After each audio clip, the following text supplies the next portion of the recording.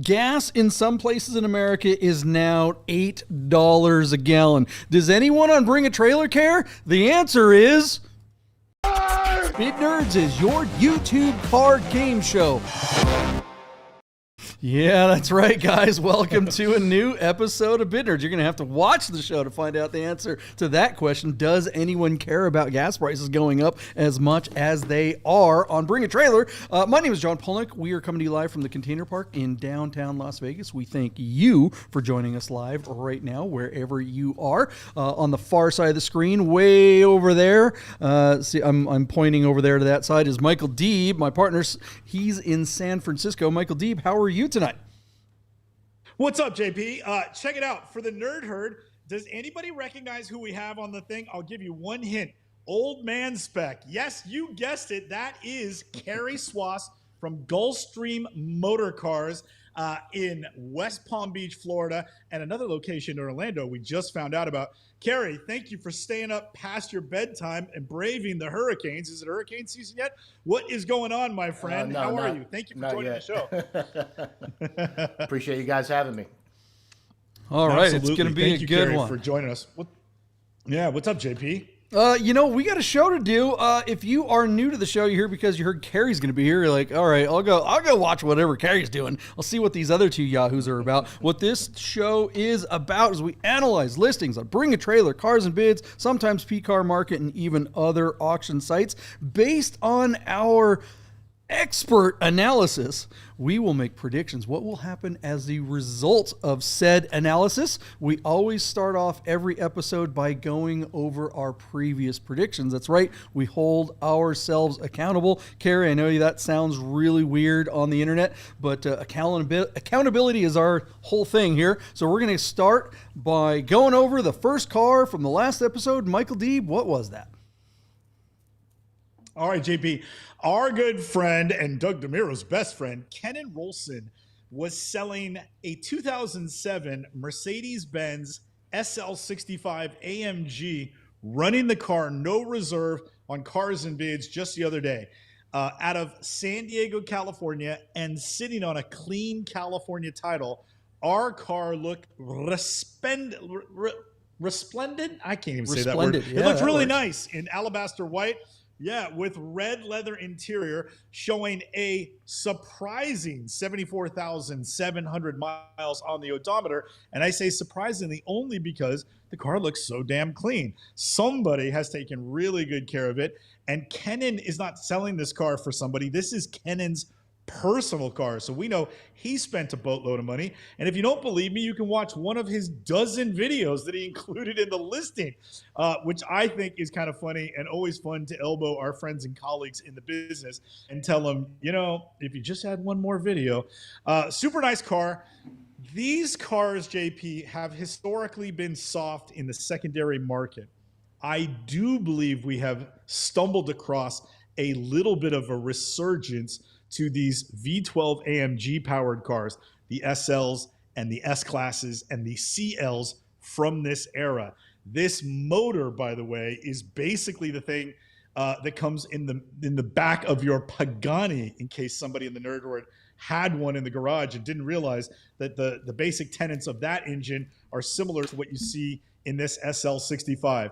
Kenan took some really beautiful photos down there in San Diego. He's running the car live without a net, no reserve, which I'm sure gives sellers like me and sellers like Mr. Swass here the heebie-jeebies from time to time. But sometimes you just got to do it. Rip the Band-Aid off and let's see how the chips will fall. Now, JP, our friends at Classic.com remind us that the average selling price of an SL65 AMG is only $49,000. Kenan did a beautiful presentation, had a lot of media to follow up this thing, and he's a respected name in the industry, and this car is well known because he's been podcasting and blogging about it for weeks and months on end. So I thought this car had every chance, despite the miles and the unusual colorway, to get up to around $65,000. Kerry, my partner, is always more bearish than I am. His bid came in below me at just $59,063. He didn't even get the 65 right, but that's okay. We've got his bid marked. Classic says they sell for about 49. Kennens is a nice car, despite having a few extra miles on it.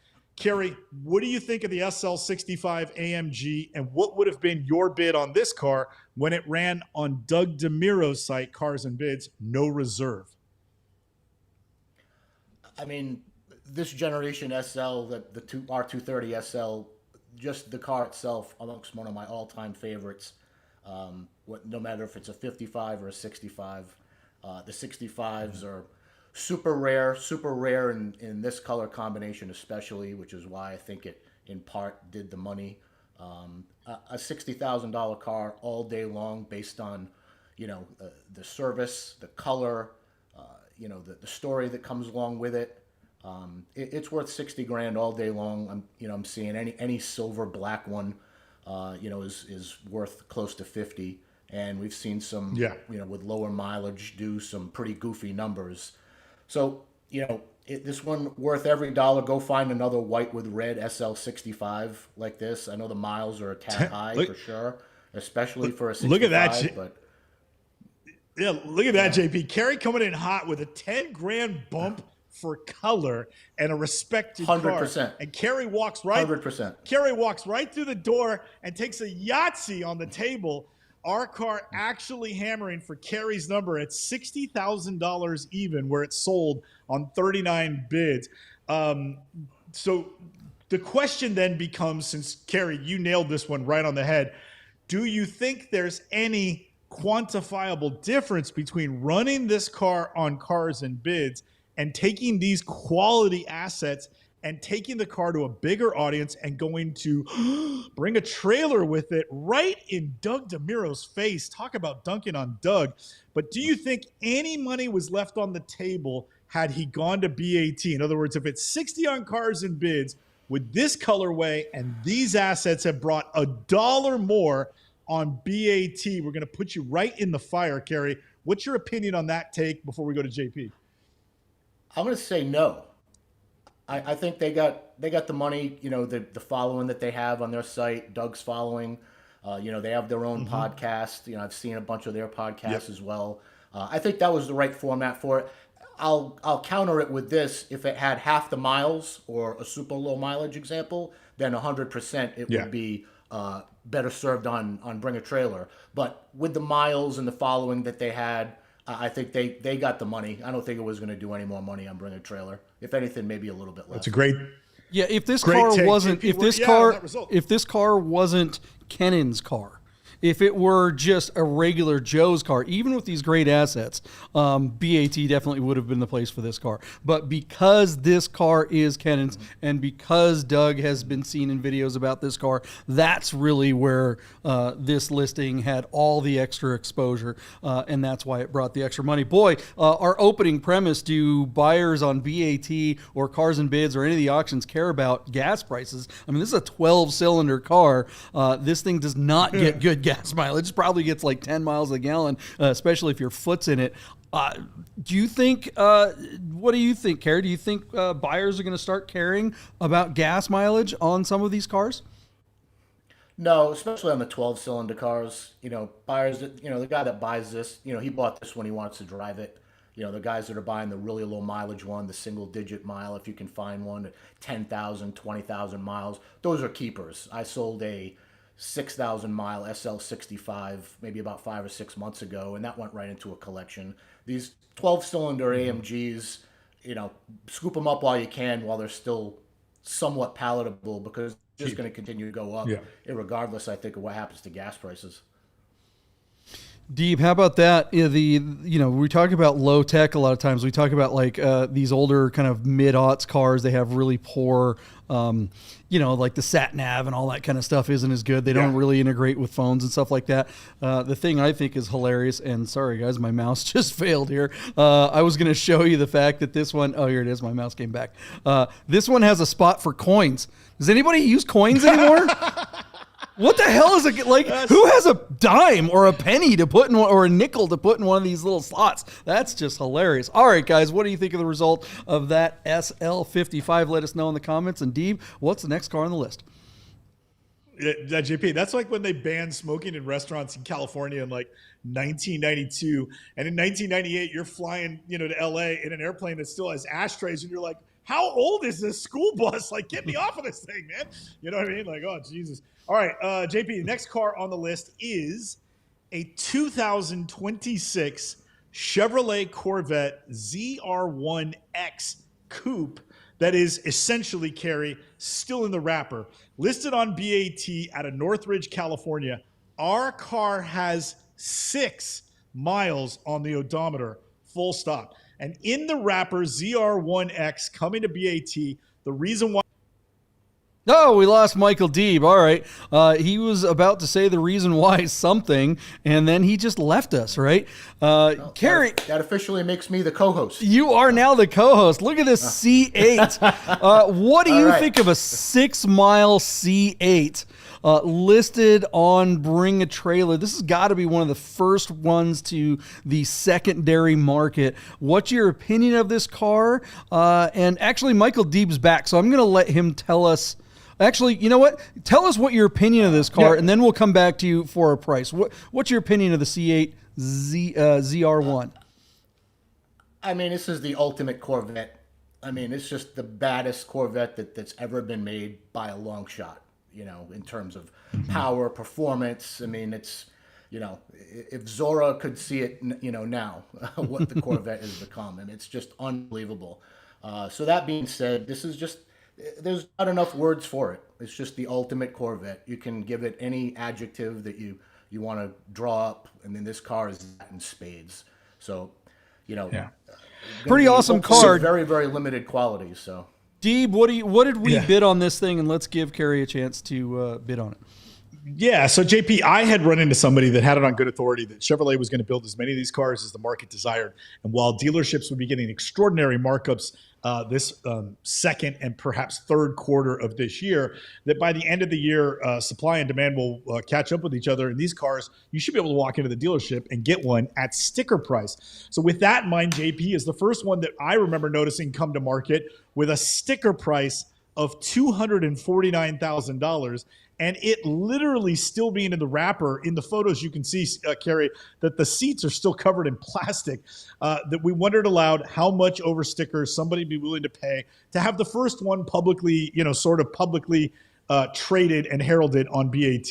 So with a $249,000 asking price, I thought this car was going to hammer for $400,000. And JP took the over at $400,000. $1. So JP took the over by $1 over me. So at 49, that ain't about 150 over sticker. Kerry, what's your thought on how much over sticker this car would hammer for and ultimately sell?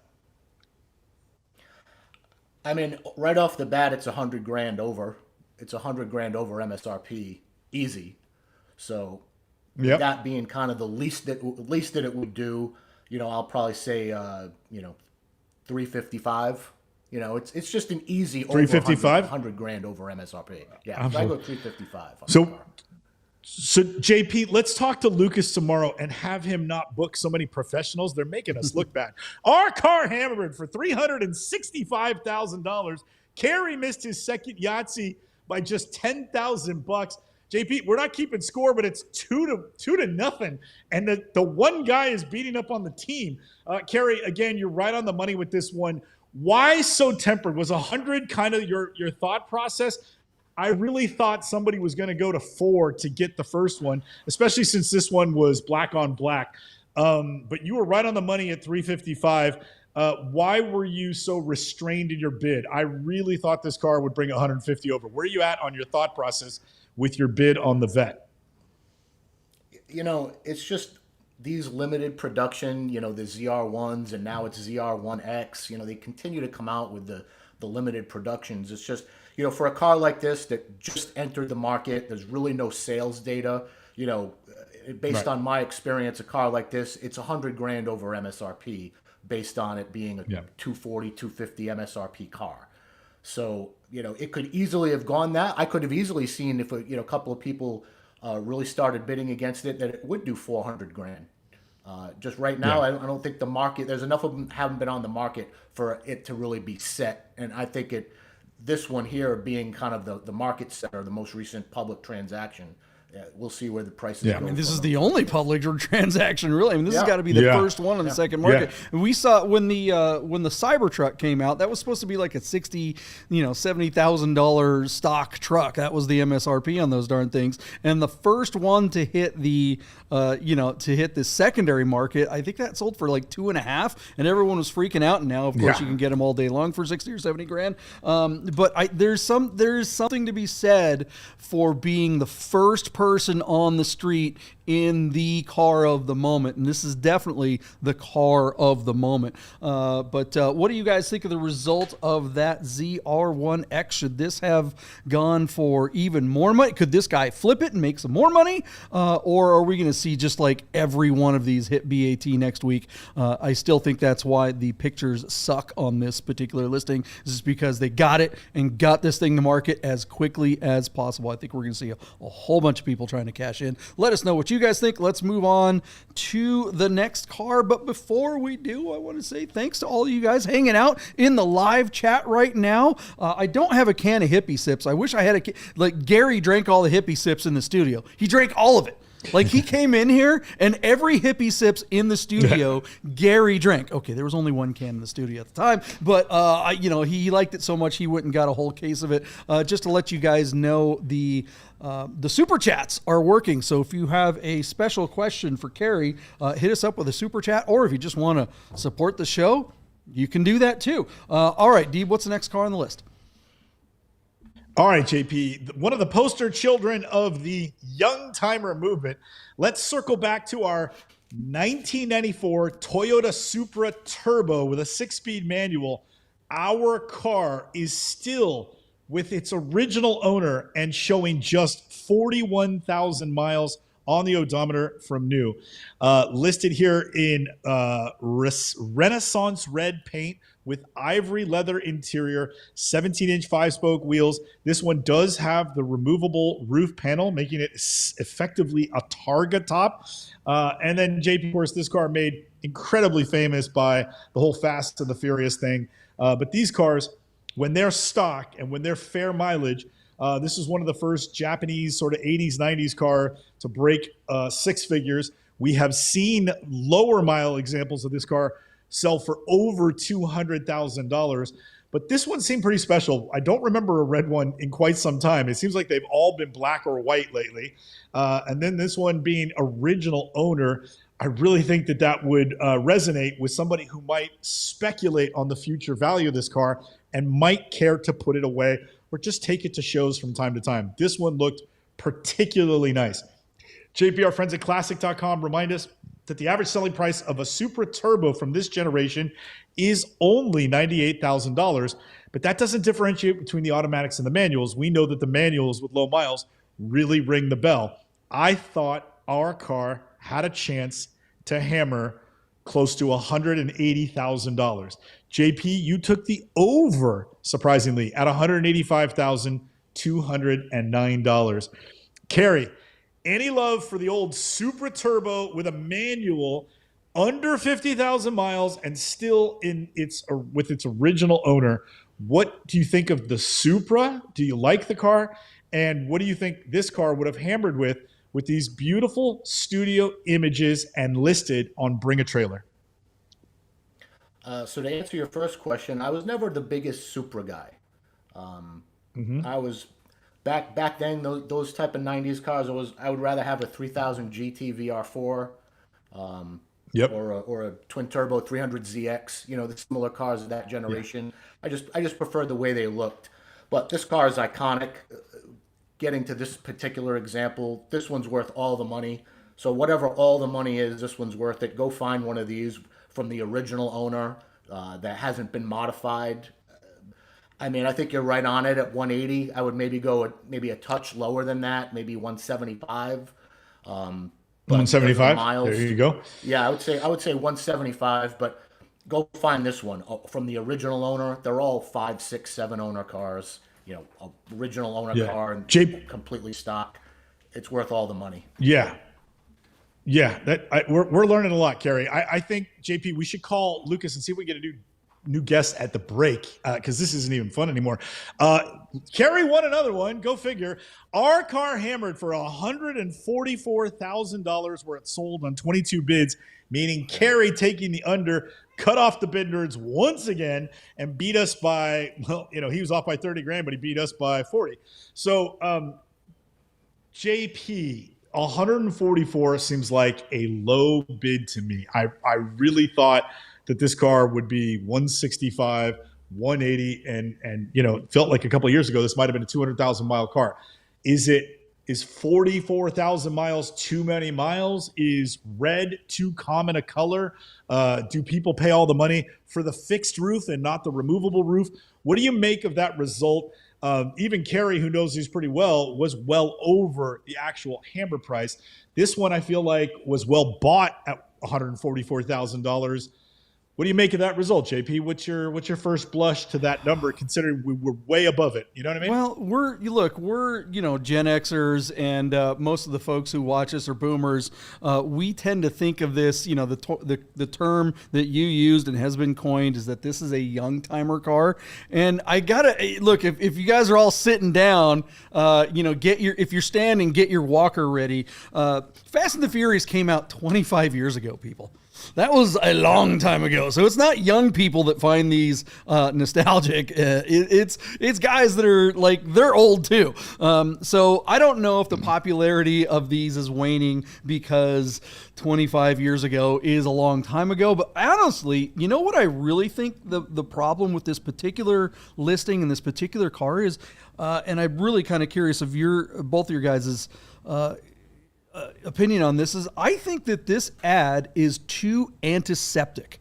The fact that this car is just sitting on a white background, and I know my partner sometimes says that sometimes these studio shots, they don't actually enhance the listing. They can kind of detract. There's just nothing romantic about this. You have to bring your own feeling into this listing in order to care about this car. Putting a car out on the street or out in an environment, to me, just feels way more romantic, and you can just get more of that, more of the vibes, more of the feels out of the car. This just feels like a hospital setting. Kerry, what do you think of that? What do you think of the listing, and what do you think of this result? We photograph everything outside. I just have a personal preference for the way everything looks. You're never going to see the car in that setting. I like to show the car in an actual setting. Actual sunlight. Shade. Get as many photos outside, 'cause that's really when you see it. Yeah, no one envisions themselves in a white space. In a garage like that. So. It's like, right. I can't wait till I get my dream car. I can't wait till I get my dream car. And when I do, I'm going to be in the ether. No, they're thinking of themselves by the beach or somewhere they're having fun. Deeb, do you think it's because it's antiseptic, or what do you think? Yeah, I don't know if that's why this one was held back. It could have more to do with what's on the news than what's in the background of this photography. But my opinion on that aside, I agree. I would 100 times out of 100 rather see this car in the city or in the country or at the track than I would in what looks like, as you call the JP, so antiseptic, it looks like it's being prepped for OR. So, right. I totally, 1,000% agree with you. And we commend you on your photographs there, Kerry. I love that you've got your own signature space on the rooftop of that parking lot with the downtown skyline behind you, but then there's nothing else in the background. It's just a backdrop. It's an urban setting. It's industrial. It has a feel for your cars. And now it's become your signature look. While I'm scrolling, I'll recognize your backdrop before my brain decides if I like the car or not. And once I know it's your backdrop subconsciously, you've done your job. You won. You got me to stop because I know your DNA. When I'm just scrolling and scrolling and scrolling, like, oh, Kerry's got a car. Because now Gulfstring's not Gulfstring. Gulfstring is Kerry Swass. So I'm going to see what Kerry's got this week. And so that's the win. And I really, Fantasy Junction's been doing this for half a century out here. My partner talks about selling the romanticism. Our good friends at DWA talk about the sense of occasion. And this car is not demonstrating a sense of occasion right here. So JP, you might be right. I do think the news had something to do with it, but I think you might be right that this doesn't do anything to enhance, what is a really high performance car and a very collectible automobile. So Brock Jennings Brock Jennings in the chat says the audience for this Supra is more impacted by the current economy than the old money collector car. We'll probably discuss more stuff like that, I'll take that one later in the show. Brock's but before we do that, want to shout out to Chris Carbine. Thank you for the super chat. M6 Dude, also thank you for the super chat. And Gary Lee, friend of the show, guy who drinks all the Hippie Sips, also hitting us with a super chat. So thank you, guys. We appreciate your support of the show. I loved going live. All right, what's the next one on the list, Deeb? We got lots to cover. We haven't even gotten to new predictions. Right, we got all these new predictions. I know. Premium listing on Bring a Trailer. Kerry, you might have even seen this one. A 2004 Ferrari 360 Stradale showing just 9,000 miles in Rosa Corsa red with the correct painted stripes. At least I thought that was what I read. It's not in the thing. And super low miles, listed out of Boynton Beach, Florida, by the folks at Illuso OC. One of 1,300 examples. JP, that number I think is really important. They made 1,700 Scuderias, and they made another 1,700 or 1,800 of the I can't even think of the name of it. The 458. Whatever that special car was. But when it came time to make the Challenge Stradale, it is one of the lowest production numbers of any of the special mid-engine cars. 1,300 is actually less than they made of F40s. So by the numbers, this is a much rarer car.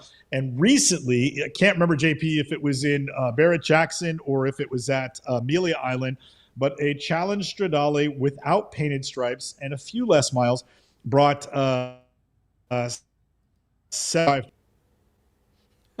I think we're gonna have to spend some of that super chat money on a Starlink or something to get my partner a better internet connection. Give me your opinion of this car, Kerry, while I get Deeb back on. I mean, these are awesome. These are absolutely awesome. I prefer the non-stripe version over the stripe. That's just me personally. But these have just skyrocketed. So anybody that's had one, pre-COVID, they have cashed in because these were at a fraction, like most Ferraris, were significantly less 6, 7, 8, 9 years ago than they are these days. But yeah, as far as 360 goes, these are the ultimate 360s. Deeb, what did we bid on this car? All right, AP. So again, somebody recently sold one for over $700,000, and then this is one of the first nice ones to come to market. Leather interior instead of the suede interior, which is interesting. I think most of them are suede. JP, our friends at Classic.com remind us that the average selling price of a Scuderia, Challenge Stradale, is about $356,000 in the secondary market. I thought this car had a chance to get to $800,000 and hammer at that number. JP, you took the over at $800,360. Kerry, I'm sure you might have seen the result of this, but what did you think this car was going to hammer for when you first saw it on BAT? Oh, $750,000 for sure. 700,000-800,000. That's what a real nice one like that is. Put a number on it then. Just go ahead and 750. 750. $750,000. Yeah. Okay. Yeah. So JP winds up being the closest. Here's where it gets interesting, Kerry. Our car hammered for $825,000. Where it failed to sell on 27 bids. So Kerry, you said 750 all day long. I thought this car could exceed the one that just sold earlier this year at live auction by getting to 800. Nowhere in my mind did I think it would get to $825,000 and somebody would say no to that money. Kerry, is this guy a fool for hanging on to this car and not taking the more than $750,000 for his 9,000-mile Scuderia? Sorry, Challenge Stradale. If he doesn't need to sell it, just continue holding it. It's only going up. But obviously, I'm guessing that it's a dealer that had it, so they're probably not going to hold on to it for too long. But they probably paid a pretty penny for it. As it deserves. probably just didn't do what they thought. Give it another shot in another venue, or hold on, guys. I hang on to it for a gotta few hop months. in here. No, I gotta hop in here, guys. Give me a chance. Look, this particular car at that number, I thought, yeah, that's crazy that they didn't take the number. But just a month ago, 1 month ago, this one sold at, this one sold for $971,000. And this one had 1,000 more miles on it. So what happened in about 30 days? And this guy sold this car for a lot more. What's that? War. Is that it? Is that what's going on? Or are people finally chilling out? Yeah, absolutely. Well, you say it like, oh yeah, but you just gave an analysis of the car. You just introduced the car. You just said that they should have taken the money, but you didn't say anything about war. But now, and you said that the guy should have taken the money, but now all of a sudden that comes out. I mean, Kerry, what do you think? What happened? Is it the war? Without knowing the history of the two cars, I don't know what the service history and what the history on one is versus the other. That could make a big difference. I don't think the leather seats help the one that just sold. The one that just was on. It certainly doesn't help it. But without knowing how the clutches are or how the service history is and so forth between one or the other, could make a big swing. From one car versus. Well, I'll help you with that. This one had the work preparation, had all the belt service. This car, honestly, the other one that sold for $971,000 is the better car. 2,600 miles, all the service. I mean, it really is as perfect or better than the one that we're looking at now, or at least pretty much as apples to apples as you get when you're talking about classic cars. Look, I think my partner's right. I think people are starting to finally get skittish. We've been we've been screaming at the top of our lungs, going, "Hey, something's going to happen here on this show" for weeks, and people have been kind of basically saying that I don't know not a canary in the coal mine. It's more of they were saying that I was the chicken, saying that the sky is falling. But I think we're going to start seeing some of these auctions, even these higher prices. I think people are going to start worrying about it. I don't think it's gas prices. Nobody that's buying a $1 million car gives two issues about gas. Deeb, you think it's the war. Why does that make a difference? I just feel like the way that we're getting news coming in, it feels like things are going to get worse before they get better, and so I just think this could wind up, tempering the season of selling cars this year. I think the people that have these assets, if they don't need to sell them to turn them into capital, are probably going to take the high road and sit on them. Certainly a month ago, we were seeing record numbers for this car. And I think this result would pretty much turtle anybody who was thinking about selling their Challenge Stradale to just sit on it and wait until the market, is free of any hurdles or friction. And right now, I think there's too much friction to go trying to fetch $1 million for your 2004 Challenge Stradale. I'm going to say this. I think that the folks who are in that bracket, we saw this the last time. I was going to mention this later in the show, but look, the last time when the lockdown started happening back in 2020, we saw a lot of people liquidate their collections. A lot of people basically looked back at 2008, the last time that the economy kind of took an ish, and said, oh, yeah, prices collapsed, so we better get out of our hard assets now, convert to cash so that we can be ready to rebuy all those assets at half the price or at a severe discount. And what happened? We didn't see a price crash. We saw the exact opposite. We saw prices skyrocket because the response to kind of keep the economy from collapsing was to print gobs and gobs and gobs and gobs of money. The feds just basically dumped so much cash into the system that the prices didn't drop. They went the other way. And so all those folks that got out early thinking that they were going to go rebuy their assets basically lost them and then had to pay more, 20, 30, 50% more, in some cases 100% more to get them back. I think the smart money is going, all right, because we're seeing kind of this spike in the last, couple of months. I think a lot of the smart money is going, if we can still get that big money, like my partner says, it's time to get it. But if we can't, we're just going to hold on to it, wait. And these prices are going to go up, guys, because the economy, every indication is that it's going to take an ish but this government is not going to let prices collapse. They're just going to print money like there's no frickin' tomorrow, and prices are going to go up on everything. So cash in this situation, I think, is not king. What do you guys think? Let us know in the comments. Let's move on to the next car, and we can continue that analysis in a little bit. What's the next car, Deeb? All right, JP, we're going to take a look. Chris Carbine from Carbine Motorcars in New Orleans, Louisiana, listed on Cars and Bids a 2016 Porsche Cayenne Turbo with less than 46,000 miles. This is a one-owner car with the twin turbo V8 that makes over, what is it, like 600 horsepower, JP? Is 530 or something? I mean, this thing is an absolute rocket ship. Love the colorway, white with the black interior and the red brake calipers, big horsepower, one owner, fair mileage, and one of the most trusted sellers on BAT. JP, our friends at classic.com remind us that the average selling price of a Cayenne Turbo, I think it was the 958.2, is a whopping $38,000. I had every hope that Chris Carbine's car would reach exactly that number. Thus, my bid was $38,000 even. JP, you took the over, coming in at $40,958. $40,958. Kerry, I imagine a car like this is right in your wheelhouse. This is an E2 platform Cayenne. It's a .2 and it's a turbo package car. Less than 50,000 miles and one owner.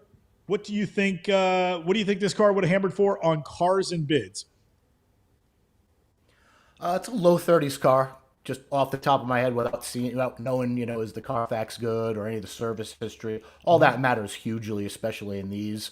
But just assuming that it's a good Carfax, no sort of damage or anything on it. It's a low 30s car. Probably did maybe just over 30 grand. So I'll say 30 grand. 30 grand and missed the Yahtzee by $42, JP. That guy, that Kerry guy. $29,958 where it failed to sell on 17 bids. So Kerry, you're coming in at 30, which really is pretty bearish for what we thought this car could do. The seller didn't like that number and said no to $29,958. We did not hear from Chris Carbine in the lead up to the show to find out if he has made a post-hammer deal on this car or not. But Kerry, do you think at 30 grand at 29,958, should he have accepted that money? No. Or do you think the one owner under 50,000? No, you think he should have held on to it? Yeah, I mean, it's cheap for what the car is, Just, again, I'm talking about a car that, I don't know the background of, which could fluctuate $5,000, $8,000, $10,000. So just, again, it's absolutely not. It shouldn't have anything 30 grand or less, really shouldn't have sold. Unless there's a problem with it. But, it's definitely a low 30s car all day long. So where you at, JP? Man, this thing, how much is a brand new Cayenne? 200 grand for a turbo? For a turbo over 160. Yeah, well, I think the turbo GTs are like over 200, and like otherwise you have to get a hybrid turbo. So if you want this was the top of the line Cayenne at the time when this car was contemporary. I would take this one over a brand new one any day. I mean, and save yourself tens and tens and tens of thousands of dollars. Hell, you could tow your Supra behind this thing and still have money left over. This is such a great car. And why bother spending that much? I mean, for a daily driver, for an SUV, why bother spending much more than $30,000 or $40,000 when you can get something like this? Hell, I'm hearing people with the brand new ones, the iPad screens are going out all the time and they can't fix them. I don't know. What do you guys think? Apparently this car is still available, so you can call our good friend Chris Carbine and get this car. So reach out to him if you're interested. And Deeb, we have some amazing cars that you've picked for us on the other half of this show. So everyone stick around. We're going to make predictions right after this. Hey guys, you're probably looking at your watch and wondering if Bid Nerds will ever end. So you better talk to our friends at Our Smiths to make sure your Rolex, Tag Heuer, AP, or any fine timepiece is in tip-top shape. Our Smiths, fine Swiss repair. All right, we are back, you guys. It looks like Michael Deeb had to go pee or something like that. He's running, but he's back. Look at that. He's in. All right. Tonight we are talking about gas prices going up to $8 a gallon and even higher in some places in the country. Don't go. I mean, you can say in the chat because it helps in the chat. I know everyone in the chat is like, I'm in Dallas. It's only $3.85 or something like that. Yeah, it was only $2.85 the other day. Prices are going up on gas. We are definitely seeing gas prices affect regular normie cars. If you're selling Dodge trucks with V8s in them, these gas prices are definitely going to affect your ability to sell big engined normal people cars. But when it comes to bring a trailer, enthusiast cars, classic cars, collectible cars, it just doesn't seem like the buyers there give two craps about it, because let's face it, half of them aren't buying them to even drive. But let's get after it. Let's talk about that a little bit more, and the economy, and what is the first car on the list, Michael Deeb? All right, JP, selected for us by many people that we know. A lot of people sent us this car. Feast your eyes on a roof-modified 1996 Porsche 911 Turbo Coupe with a 6-speed manual that was running as a premium listing on Bring a Trailer out of Wichita, Kansas. CVLC is Nathan Mers, right? Classic vehicle. Is this a Mers car? That makes sense. It's his Mers. Mers is representing this car. Our good friend Nathan Mers is selling this car for a client, presumably out of Wichita, Kansas. Our car in black and black is showing 67,000 miles.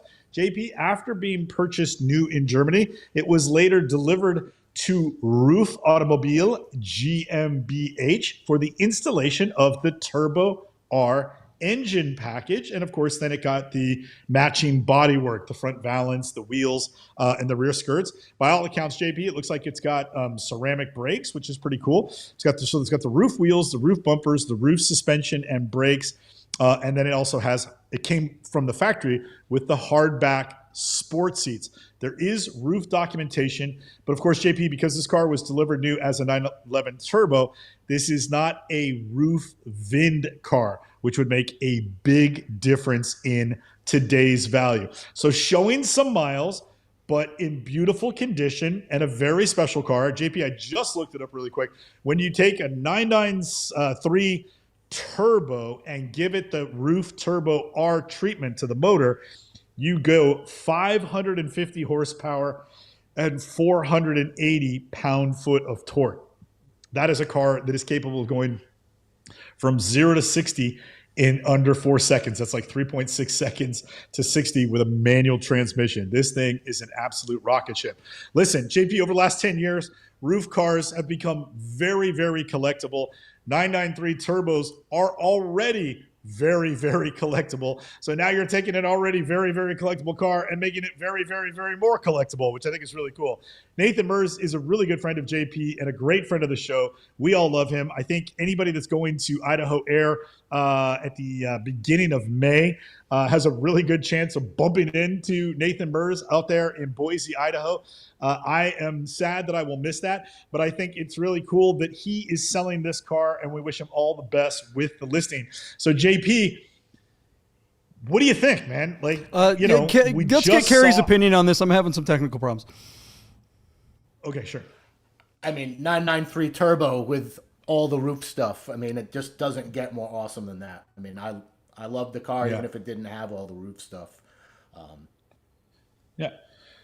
So we just saw that 360 Challenge Stradale. We saw one break a record just a month ago. But then just in the last week, we saw a very nice car, very similar car, struggle to get into the money, and it failed to sell. Is it possible that this could wind up being a poor time to try and, turn your Roof 993 Turbo into hard capital? Kerry, what's your thought on a particularly niche, particularly valuable, particularly rare collector car at a time when the market might be receding just a little bit? Do you think a car that's as blue chip as what you and I know this car to be will overcome the news cycle, or do you think that this car has a real good chance of not getting the money? What are your thoughts on that, Kerry? My guess is that it's probably a good chance that it's not going to do all the money. Again, you got to have the right guy who's looking specifically for, one that's, you call it what it is, it's modified. whether it's roof or anywhere else. It's it's modified. It's not going to bring bone stock 993 turbo money. That's for sure. My guess is that it's somewhere in the low threes. Would be my guess. We'll give you last bid. Yeah. Oh, okay. Yeah. JP, how you doing now? You want what do you think this is going to bring? On Nathan or the car? What's this going to bring? So our car is currently sitting at $275,000, and it doesn't close for another 3 days. JP, this car is going to close on Wednesday, right before we do the next thing. Let's see. According to our friends at Classic.com, there is not a roof column for the 993 Turbo, but there is a custom 993 column, and that number is $208,000. Now, this car has incredible provenance and is already well past that number. We're at 275, and we've got 72 hours to go until we see the hammer. JP, I think in a great market, this is a $600,000 plus car. But at this time of the year, I'm going to temper my bid. I'm going to be higher than Kerry. I think Nathan's got a great reputation, and I think that really does carry this car perhaps over the news cycle. But I don't think it's going to get into the high fives or low sixes. I'm going to go for it. $99,300 and say, if it gets to my number, I have no idea if it sells or not. But I'm going to go basically close to 500 grand even. I'm still all in on the product as well as the seller, and I think those two things should help it over the news cycle. But I don't know if that translates in a sale, but I think it translates to $499,300. JP, we're at 275, and you got 3 days to go. Your partner's at 500 grand. Where are you? Yeah, I mean, Nathan does get a lot of traction. He is kind of the go-to guy for the PCA scene. They put him up as the expert every time they want to do a video. And basically, the PCA YouTube channel is basically the Nathan channel. So, I don't know. Yeah. This car is fantastic. I love a Roof 993. I know the Roof didn't technically make it a Roof 993, but I get to drive Ramis all the time, and that's probably my favorite car on the planet. His is cooler than this one. All right, $499. It's tough. I think that people are going to be holding back a little bit. I think that it's this week, like I've been saying on the show for the last couple of weeks, it's like Mondays, right? Mondays. What happens on Monday? How are people perceiving the world when they wake up in the morning and they look on X or they look on the news, wherever they get their news, wherever you can get news, and that could go a lot of different directions this week. And is this one of those weeks where people are going to feel like it's hot potato? I'm holding the bag. Who's the last one to get the chair?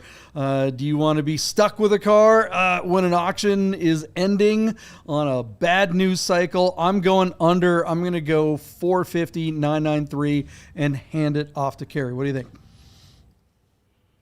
So I'm going to be on the lighter side on this one. I could absolutely be wrong. Car's incredible. It's presented incredibly. Yeah. No question about that. But I'm going to say it's closer to 350 than 450. So yeah. Again, I could very well be light on it, but super special car. Anybody that's looking for one that has a whole bunch of roof stuff on it, this is your car for sure. But yeah, that's what I would be. Let me ask you, 350 is a hard number. One question for you, Kerry. If the car hammers at $350,000, do you think the seller is accepting that number, or is that a sale price, or do you think that's just a hammer price based on the environment we're in right now? No, I don't think it sells at 350. Got it. Okay, good. Thank you for 350. quantifying We're seeing regular 993 turbos go in that 3.5 range. Do you think that the roof stuff detracts the value on this car, Kerry? I'm not saying that it detracts it. For some people, that's exactly what they want. But for someone looking for a 993 turbo and they want one that's completely stock and untouched, this probably is not going to be their car, and they're probably not going to pay up for it. what kind of lame-o wants a stock one versus a roof one? Like, who is that person? Somebody show me, introduce me to that person. I will slap them upside the head because they're an idiot. All right, let us know what you guys think this roof will bring. Look, some of the comments are like, this is better than a Singer, and I agree. I would way rather spend the money on this than spend 5x on a Singer these days. I mean, the 993 is the pinnacle of human achievement. Add a bunch of cool roof stuff to it, and you have the car of the ages. And if there's an apocalypse, you get to drive around a roof. How cool is that? I mean, Road Warrior would have been way better if they had these in them instead of those stupid Mohawk things. All right, let's move on. What's the next car on the list? All right, JP, feast your eyes on a 1995 Land Rover Range Rover Country Classic Edition. This is essentially a Series 3 car that is running no reserve on Bring a Trailer out of Savannah, Georgia from the Motor Car Studio. Our car is showing 182,000 miles on the odometer. This is the 3.9-liter V8 with a 4-speed automatic. It has been repainted Alpine white with the tan interior, the 16-inch WR alloy wheels with the, sort of the standard kit front brush guard.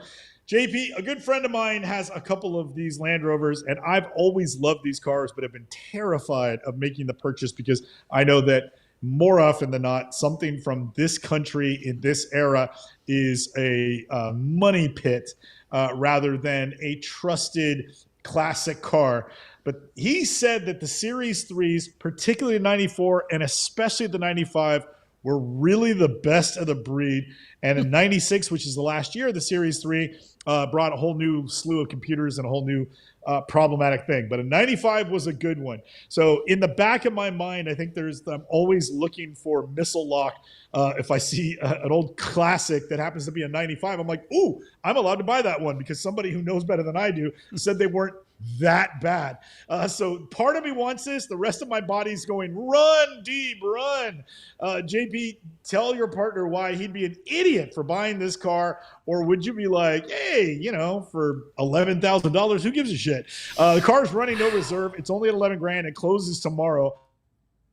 Yay or nay on a Series 3 Country Range Rover? Where are you at on these cars? Well, when you're out jogging and you've got your dog and you're like, you have to move one side to the other because you don't want to step in some other dog's shit on the side of the road, and you avoid the first pile of shit, then you avoid the second pile of shit, and then you see the third pile of shit and you're like, that pile of shit's way better than the other two pile of shits that I didn't step in. You don't step in the third pile of shit just because it's better than the other two. Define better. This is a piece of shit. There's no way around it. I love these pieces of shit. They are so awesome. But this is not it. It's rusty. The headliner is sagging. The dealer is talking about it needs front brakes. I mean, if they're saying this is such a... Kerry, help my partner out. Buddy, I don't know how I follow that Kerry, up. sell it to me. Sell it to you. If the 95, if this one's a good one, I'd hate to see what the bad ones look like. Oh, man, right? All right, what's this?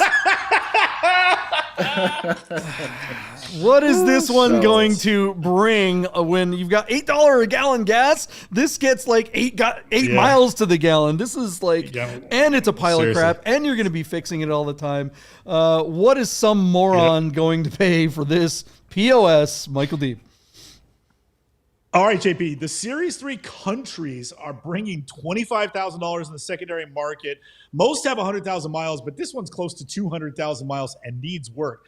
With all of that, they still decided to go ahead and run it no reserve, which tells you how motivated they are to see it leave Savannah, Georgia, and those beautiful Spanish moss trees in the background. JP, our car is currently sitting at $11,000, and it'll hammer tomorrow. That $11,000 comes to comes to us by just 2 bids. Nobody wants this thing, JP. I thought it was going to get to $18,000. I don't think it even makes it to that. I'm going to go $16,000 and say that it sells only because it's running no reserve. Pray that the seller gets his money wired before this person decides to wise up and watch this episode of Bid Nerds. JP, we're at 11 grand. We hammer tomorrow. 16 from your partner. Are you going to go over?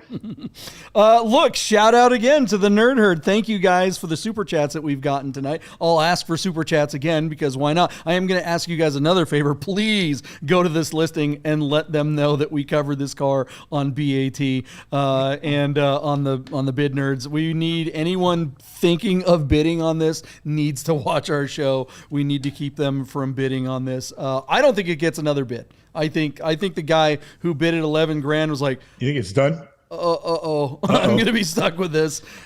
Yeah. Kerry, what do you think? Yeah. What's your bid?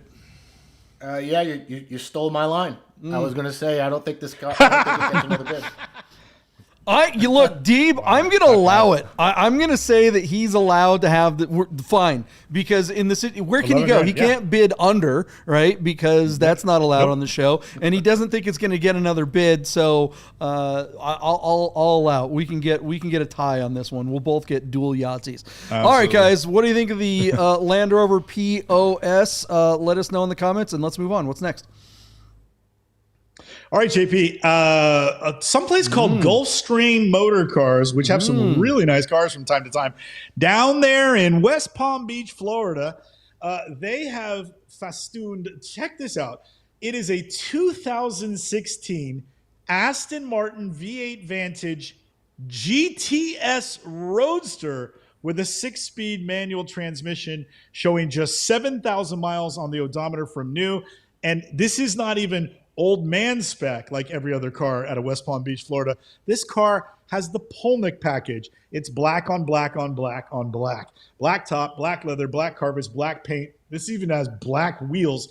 This thing is badass. Darth Vader, your Florida convertible is ready for your vacation from ruling the galaxy. Your car is ready. This thing is super badass. Very awesome car, my friend. Beautiful listing. Tell everybody in the Nerd Herd how rare a GTS Roadster is.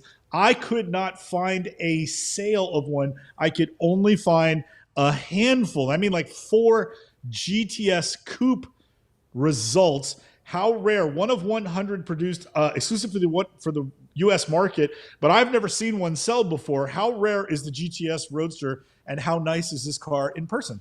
Hey, Deeb, before we let Kerry answer that, I also was hoping, Kerry, you could explain what the difference between a GTS and an S or a regular GT is, because I was not aware of this trim package on this particular car. Well, in a nutshell, without getting too deep into it, I believe it was in 2014 or 2015, Aston introduced the GT version. So you probably see a lot of those with the Vantage GT. It was basically like a stripped down version, not a lot of options, designed to save a little bit of weight. So they actually lowered the prices of those, the original MSRP of those cars back in 14 to 15, back in that range to try and boost sales. For obvious reasons. And then they came out with the 2016. So the GTS is in 2016 and 2017. They made 100 in each year, 116 and 117, which was, the last year of that version. In 2016, they made 61 coupes and 39 roadsters. So this is one of 39 roadster GTSs, maybe one of maybe a handful in manual transmission form. So super rare. This is the only manual transmission GTS Roadster that's ever been on Bring a Trailer ever. And these manual transmission Vantages of this generation, they're on the come up.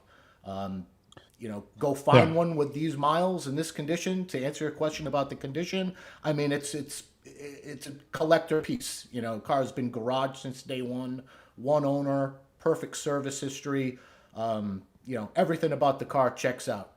It checks off all the boxes. So if you're looking for a manual transmission Vantage and you want the nicest one that's been on the market anytime and who knows how long, this is the car by far. Does this car, when these were new on the showroom floor, so are you saying the GT was basically the base model? Was the S Correct. The top of the line? Was the GTS somewhere in between, or was this bumped above the S? In 2016 and 2017, this was the GTS was the top trim level. Okay. All right. Yeah, because I mean, it's a little confusing because you would think the GT, if you're using Porsche language, is always something that's going to be higher than an S. So, yeah, that's kind of what I thought. What a cool looking car.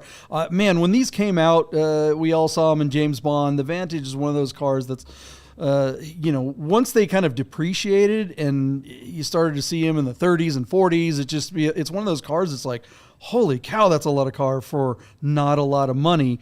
But then the manual ones are just so much better than the automatics.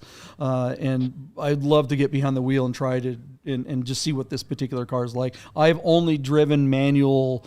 I've only driven manual coupes in this configuration, or at least in GTs and S's, but never a GTS. This is the bigger engine too, right? The 4.7 liter. Yeah, 4.7. Yeah, the 4.7 liter came out in 2009, I believe it was. Yeah. Yeah, JP, 430 07, 08s or 43s. Okay. 430 horsepower, 361 pound-foot of torque. So I mean, this is that's a lot of torque. So it's about as much horsepower as a 997.2 GT3, but it's got a lot more torque. It's got like another 50 pounds of torque over that. So you'll really feel it in this car. And JP, this car was over $151,000 at MSRP. Yeah. So, one of 39 by production and delivery to the U.S. market. Only a handful of those 39 were equipped with the manual transmission. This one is in collector condition, all in black, and just 7,000 miles on the odometer. A fantastic car and a fantastic seller. JP, this car is a one-owner car as well on the Carfax report. So this is really kind of a unique opportunity to buy a $150,000, English exotic car with 3 pedals that they no longer make anymore. And you can get it at, a fraction of the price. I mean, it's really pretty awesome. Our car is currently sitting at $61,000, and it's got 4 days to go until it hammers. We will apologize to our audience. We really wanted to have this car on with Kerry's appearance, but our car will hammer on Thursday next week. So when we reconcile the listings from this show on Wednesday, we'll have to wait till Sunday to find out what happens with Kerry's Aston Martin VH Vantage GTS. That $61,000 comes to us by way of 7 bids. Our friends at Classic.com tell us that the average selling price of a GTS is $65,000. I think this car is going to bring easily another 20 grand. I'm actually going to go a little bit higher, JP. I'm going to go $88,000 at Hammer conservatively and say that we'll sell for my number. And at that number, it'll be a steal. But JP, if the audience decides they like this car and they understand how rare it is, then there's no reason at all why this car wouldn't break $100,000. The only thing that's just telling me to blindly bid to that number is simply the news cycle. The same reason that Challenge Stradale went to 825 and didn't sell. This car might stay in the park and might actually hammer for under 100 grand, but I wouldn't be the least bit surprised if it did hammer at over $100,000. JP, we're at 61 grand. We have 4 days to go. I'm at 88,000. What's your bid? Yeah, 3 or 4 weeks ago, I definitely would have bid over 100 grand, but now I'm a bit in the hot potato mode. Like you, I agree. I think this thing definitely has potential to go way past what our bids are, but I'll be conservative. I'll go $1 under you. What was your bid? 80 what? 88,000 even. So you're going to go 87,999? Correct. This is if you want a Vantage, this is the one to get. We're not. Did you want? You don't want to bid, do you, Kerry? You can recuse yourself from bidding, Kerry, if you want. Man, this one's a keeper. That's all I can tell you. There you go. Yeah, there you go. All right, perfect. JP, we got a speed. We have time. We got a speed round, and when I say speed round, I actually mean it. So speed round, go. Okay, here we go. 1993 Mercedes-Benz 300 CE Sportline, listed by our good friends over at OTS and Company. That's Derek Tam Scott and Tazio Otis over there in Berkeley. JP, this car is the color Bornite, which is a very rare shade. And it's sitting on 17-inch AMG monoblock wheels, 109,000 miles on the odometer.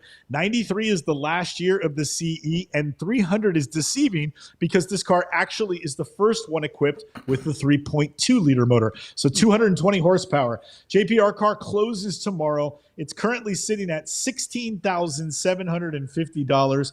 Classic tells us that these things sell for, on average, $16,000. But I think this one, the seller and the color, despite the odometer, are going to carry it to $25,000. So I'm going to go 25 grand even for this car and just say rare shade. And that's it. Bruno Sacco has died. Long live Bruno Sacco. JP, I still think this car with this color and that motor are going to go to 25 grand. All right. We're speed round. Speed. This is speed round. So I'm going to go 24,300. Kerry, what do you think? Love the color. Love those old coupes. Just iconic. I'm going to go 25 grand. Was that Deeb's number? Wasn't that your number, Deeb? Yep, it was. Yeah, pick a different number. Yeah, give $1 over, $1 under. I'll go 25.5. 25.5. There you go. All right, okay. 25,500. All right, cool. Let's see. Let's do the BMW real quick. Okay, JP. Okay, 25,500. Okay, got it. JP, the BMW is a 24,000 mile 2012 BMW 328i Sports Wagon with the M Sport package and a 6-speed manual. Here in San Rafael, California, which is 24,000 miles, this normally aspirated 3-liter inline 6 is in Alpine white with chestnut brown Dakota leather. JP, the big thing here is it's not a 4-wheel drive. It's a sports wagon, and it's a sports package, and it's a rear-wheel drive with super low odometer. So listen to this. Classic.com says these are $14,000 cars. JP, our car is sitting at $35,000, and it doesn't close for another 3 days. JP, I put $44,000, but I'm going to change my bid to $48,000 and say that it sells at my number, and I wouldn't be surprised if it goes into the 50s. People who know love these things. And when you lower them and put them on bigger wheels, they are drop dead gorgeous. So JP, we're at 35 grand. We've got 3 days to go until Hammer. I'm going to go 48. What's your bid? Yeah, with a manual, this thing's awesome. I'm going to go 10,000 over. So 44,328. And hand it off to Kerry. 44. Kerry, what do you think? Yeah, who's the absolute legend that ordered this car new? Right? Yes. just awesome. I'm gonna go 45 grand. Okay. Nice. All right, 45 grand. We're all in the same good group. And JP, you want to do one more? Or we got to go, guys. Thank you all so much for hanging out. Kerry, thank you. Where can we find your dealership and find out more about you? Yeah, our website, GulfstreamMotorcars.com, our Instagram, Gulfstream Motorcars, and our YouTube, Gulfstream Motorcars. We're 2 locations, one in Ocoee, Florida, one in Palm Beach, Florida. Hit us up anytime. Kick ass. All right, Deeb, we're back on Wednesday, right? We're back on Wednesday. Kerry Swass, it was great to meet you in person. Thanks for being a good sport and letting us have fun with your listings. We will cover your cars as often as we can. We love to have you back on, man. Thank you so much. Good luck with the Aston. Absolutely. Appreciate it, guys. And I'll be in San Francisco this weekend, right? Because Cars in Cafe at Michael Deeb's. And my birthday. And his birthday. So everybody super chat us so we can get Deeb a birthday gift, right? Well, you have to do that on the Wednesday show. All right. Thanks again, Kerry. Thanks all of you. We'll see you Wednesday. Bye.